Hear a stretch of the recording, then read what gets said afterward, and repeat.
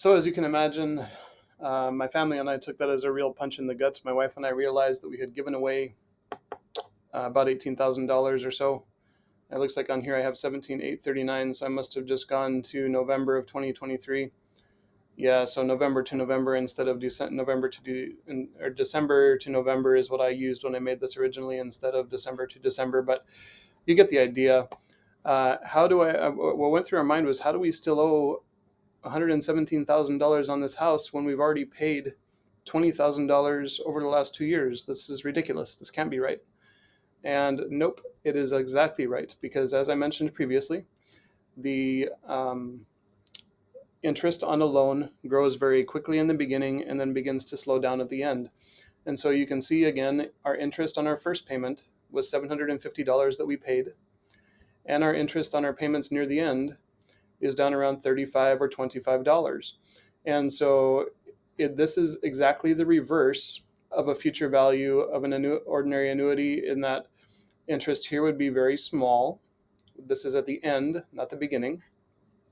And then interest here is very big, which would be the end of a future value of ordinary annuity, but it's the beginning of present value of ordinary annuity. So loans gain interest backwards of how our investments gain interest.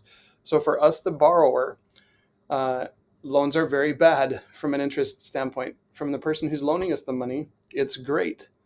So that's just one thing to be sort of aware of. And so if we look at the columns in the loan amortization calculator, just like compound interest on an investment grows fast at the end of an investment, compound interest on a loan grows very fast in the beginning of the loan. And we've gone over this before, how much I paid in interest and principal at the beginning of the loan and how it was such a punch in the gut.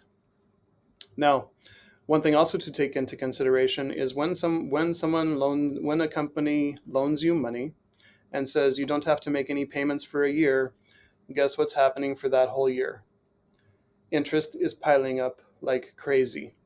You are basically allowing them to rob you with interest for an entire year because you're not making any payments. And so for the person who's making the loan, giving you a loan with no payments for 6 months or a year is a fantastic deal for them, because you're the sucker. You're the one that is letting interest build up during that entire time, so that you just have more interest to pay off when you do begin making payments. So I hope you understand that taking a loan and then not making payments for a while is a terrible idea, because all that it does is allow interest to grow as fast as it possibly can on you.